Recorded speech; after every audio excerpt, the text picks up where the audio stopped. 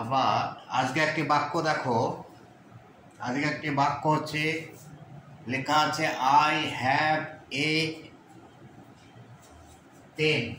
এখানে কি করতে হবে, কেন আই শব্দের যে কর্তা সাবজেক্ট বের করে নিতে হবে। তাহলে আই মানে আমি, বা এখানে হ্যাভ আছে বলে আমার হয়েছে, তাহলে আমরা কি পেলাম, আই মানে আমার। এবার অবশিষ্ট যে শব্দাংশ আছে তার শেষ থেকে বাংলা মানে সাজাতে হবে।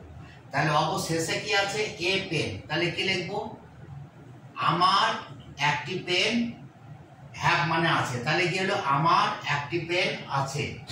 আবার দেখো দ্বিতীয় বাক্যটা কি আছে, দে হ্যাভ এ কার।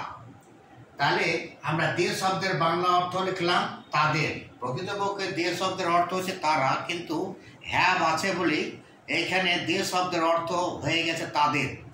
এবার কি হচ্ছে, দে হ্যাভ এ কার, তাহলে আমরা প্রথমে বাক্যটা বের করলাম, তার দে মানে তাদের, একটি কার মানে একটি গাড়ি, হ্যাভ মানে আছে, তাহলে কি হলো, তাদের একটি গাড়ি আছে।